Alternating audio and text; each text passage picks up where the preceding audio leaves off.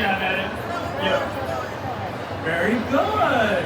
So the three main focal points that we always try to remember to include in a container is thriller, the taller kids in the classroom, filler, the medium-height kids in the classroom, and spiller, something that's towards the front that cascades over. Again, thriller, filler, spiller. Let's say it together. 3, 2, 1. Oh, awful. Not synchronized at all, but that's okay. You tried. Thriller, filler, spiller. So for your thrillers, you have this Senetti. You have varying color. These are gorgeous, aren't they? Look at the color. There's even blue ones, or bluish purplish ones too. These are fabulous. It's bred by Centauri flower, and they also make awesome whiskey. So make sure you look them up because they provide awesome flowers and whiskey. So this is kind of like a cool season annuals. In some area, it's considered a perennial, but not here. Okay. So we got these. And of course, we also have 2 Cool Wave pansies. These are fabulous also, and the reason why we have 2 is because they can fill and they can spill at the same time. Does anybody know why these in particular are a little bit special? Yes, they grow in the cooler weather, but that's not what I'm looking for, but thanks for trying. Yes. They trail, that's a real good answer, but also not what I'm looking for, thanks for trying. Anybody else want to try? The flowers are edible. Oh, look at that. Everybody's all hungry. Like, don't let me catch you. I want to see some pansies by the time you're done with pansies. Don't be eating your pansies here. So these are fantastic. They're bland in flavor, but they provide such a nice pop of color on your salad or when you garnish certain dishes. And if you love cocktails like I do, you can pop these into ice cube trays and freeze them, and they make gorgeous ice cubes. Yes, see? I taught you something already, you see that? So let's start right away. One of the things I teach all my students is to clean your plants. Clean all your plants before you plant them, and this is what we're gonna do. The Senetti typically has a lot of dense growth towards the bottom, and because I know, I'm gonna teach you how to basically jam-pack these containers with plants because we want it show ready right away, okay? There's nothing worse than seeing a container with soil, pockets of soil. So if you're one of those people that buy like a little 2-cent plug or whatever, and then you're waiting for it to grow, stop. You have a short growing season, right? Make it look good, make it pop right away. So on your Senetti, we're gonna start cleaning it right away. I want you to defoliate the bottom. Take out anything that's dead or dying towards the bottom, and also a little bit of the green leaves. I'm gonna show you what mine looks like. I go up about like 1.5 inches or 2. And the reason why we do this is, this plant is going to be very dense. By the time it gets in with the 2 pansies, it's going to cause really bad airflow. So what I want you to do is just go in there, take out some of the leaves, help it a little bit, so the bottom should be nice and clean like this. See that? See that? Yep. You see that? You see that? That's what you want towards the bottom. Okay, troublemakers, look. That's what you want to see, okay?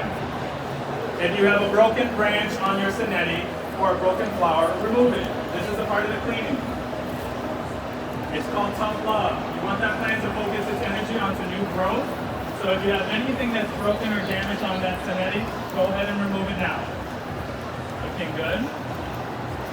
That's what you want towards the bottom, okay? And while I realize this is therapeutic, do not defoliate the entire plant, please. It is cheaper than therapy, I get it, but don't go a little crazy, okay? Beautiful. Looking good? More. Way more. See the bottom of that plant? That's what you want. You're good. You're good? Good? A little more? No, more. See the bottom of the plant? Yes, you did it better than your mom. Yeah, pretty good. A little more of the smaller leaves towards the center, okay? Good. Good job. Good job. You'll seem better. Good job. Good job. Good job. Keep on trying. Good job. A little more towards the bottom, maybe. No, not the top. The bottom. Bottom leaves. Yes, very good. Now, let's move on to your pansies. So we cleaned the Senetti already. I'm going to set that aside. Let's go ahead and start cleaning your pansies. And what do you do with the pansies? If there are dead or dying blooms, you're going to want to remove the bloom with the stem all the way down towards the bottom, kind of like deadheading geraniums. These are not absolutely necessary to deadhead, but I like to do it because it actually promotes new blossoms quickly. If you don't know the difference between a faded pansy and a new bloom, I will show you. The faded pansies typically are pointed downwards, they're droopy, and the petals are curled in. These are faded, this is a fresh bloom, okay? Faded, fresh bloom. Faded, yes, that one is faded. This one and this one are faded. Faded, faded. See how it's like curled up? You take off, Yes, take off not only the bloom, but go all the way down, take off the entire stem as long as, yes, most of yours on yours is faded, okay? Just like your personality. Let's go. Go ahead and fade it down. Yeah, go down. Yeah, keep shaking your head. See if you take this last again. Okay, let's go. There we go. See how the troublemakers are doing? Faded. Faded. You see? Yes. You have a ways to go. Yeah. Faded. Faded. Faded. Yep. Faded. This is gone. This one's on its way out. See how it's like been wrinkly? Good. That one's on its way out. It's fine. This one. Yeah. That one's on its way out. Double faded. You get one. Looking good. See? That is. That's a new bloom. Looking good. How's your teacher doing over here? Good. Good job. We got both our pansies clean. Let me see. Okay, good. Not too bad. Good. Very good. You have some more to go. That's on its way out. Good. Yes. This one's on its way out. See how the petals are curled in? Good. Okay. Good. There's one right on top of yours. It's on its way out. Yes. Okay, let's take your thriller, the taller plant in the classroom. Ready? The proper way, and I know this might sound redundant, to remove a plant from its planter is to invert it, support it, and invert it upside down. If you're in the habit of yanking your plants up from the top, you're gonna know that one of these days, if they're root bound, you're gonna split that plant and the root ball will stay in the pot. Then you're gonna bring it back to my garden center and say, I don't know what happened. I went home and it was like this. And that's when I tell you my return policy. Okay? So let's invert the plant upside down. Go ahead. Squeeze the bottom of the pot. Now I'm gonna use this pot and I'll show you. Every single annual perennial that you plant, it's always good to pinch off the bottom of the root system to help the plant activate new root growth. This in particular, the Senetti, I know how to work with them a little bit more. We're going to remove about 10% or 50% of the roots towards the bottom. Go ahead, claw in, twist, and rip. Put that soil in that container because we're going to reuse it. Yep, claw in and rip it off. Yep. Then we're going to massage some of the soil off on the side as well. This is how pro container gardeners fit all those plants in a large container. Now we've already kind of like started putting this plant into a little bit of a shock. So what I'd like you to do is consolidate the root system and form a tight ball. You ever get that plant in a garden center where you pull it out of its pot and the soil starts to crumble right away because it doesn't have a lot of roots? This is what you want to do to minimize transplant shock, okay? This is what you want. See that?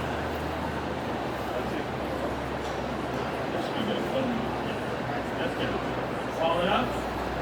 You have a ways to go. A little more. Take a little more off. A little more off towards it. Yes. Looking good, looking good, looking good, looking good, looking good. Okay. You have a ways to go.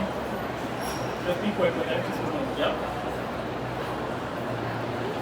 The longer, and I say be quick with it because I'm not trying to rush you, but the longer you sit there, you massage the plant, and you're like, oh my gosh, you're delicate about it, the more the roots are drying out. So once you get the root ball, you see? How's from the body up again. Take some more soil off. She's like so delicate with it. She's like, I don't know what to do with it. Okay, looking good. Yep. Take a little more out. Let me see. There you go. Okay. A little more out, please. Yeah, just slightly. A little more. Okay. Once you get it, hold up. Let me see your balls. In that corner, right there. Both of you, remove more soil. Looking good? Oh, way too much, but that's okay.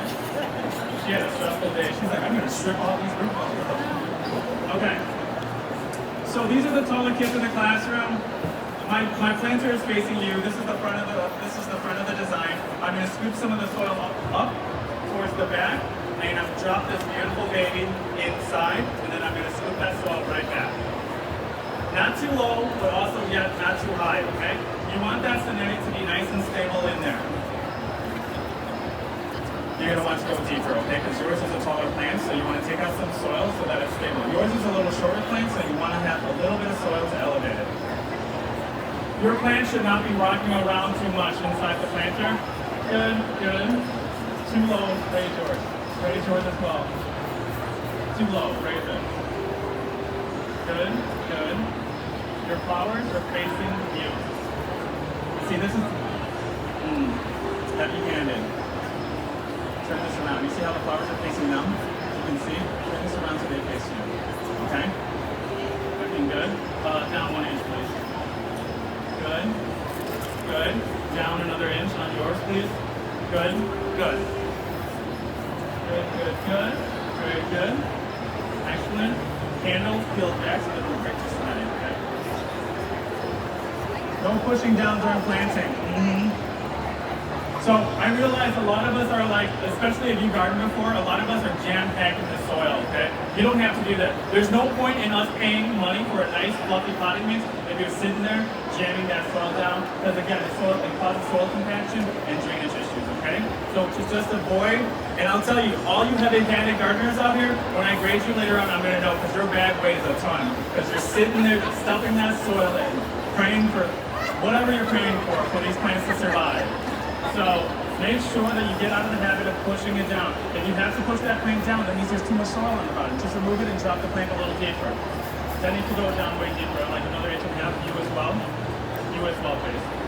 You also. See, this table was copying each other. Yes. Take some soil out and drop it. Very good. Drop it down. Good. Good. Good. Good. Good. Good. Good. Good. Yes. Way better than your mom. Is that broken? Yeah, there's a broken piece over there. I'm glad you find that funny that your daughter's doing better than you. Okay, so let's get the 2 pansies in there. Again, for the pansies, these are typically very fibrous in root system. What I typically do is, again, what do you do with all your plants before you plant them? You're gonna pinch off a little bit of the root system. Now watch. If you're ever doing a container garden and you're trying to get that last sweet potato vine in or the ivy in and you have no room in the container because it's so stuffed, you're going to press the root ball and pancake it. This is how they fit all those plants in those containers. See that? Pancake the root ball, rip the bottom out, and then pancake it. Yep, pancake it. How far down? You should just be able to drop it into the planter where these leaves are literally at the top. Okay? So watch, I'm going to drop mine in right now. You don't want to plant, especially petunias, especially pansies, you don't want to plant them deeper than they already are in the container. If you need to add soil, add soil. Let's get your second pansy in there. I'm going to add a little soil to mine here to make sure there's no divots in my bag.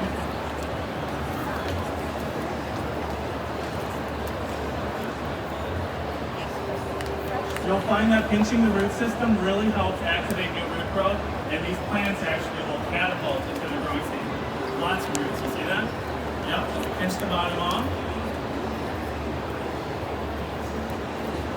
is why also sometimes when people buy perennial shrubs and trees for the nursery, you go home and you just sink the plants in the ground, and sometimes they never take root, or you even lose them, and then you pull it up and it has literally, you can just pull it right out of the ground. It's because those roots are just simply just choking each other out because they're so root bound.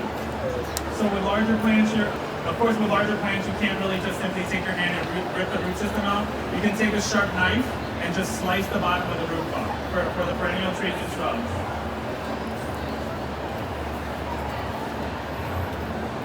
Now another benefit of planting in felt bags is this. You can pick your planter up and feel the size of your planter. If there are large gaps and divots that don't have soil in it, this is an easy way to find out when you're planting in felt bags. If there are divots, that means there are air pockets with no soil in it, and your plants are going to dry out. So you really want to backfill using some of that soil that we took out before. As long as there's no roots or leaves in it, just backfill your planter to make sure there's no divots or gaps in it, okay? You can pick up your planter and drop them down like this to get some of that soil down there. Tap the sides of your planter. Make sure there's no gaps in it at all, okay? You have 2 minutes until I go around and grade everyone.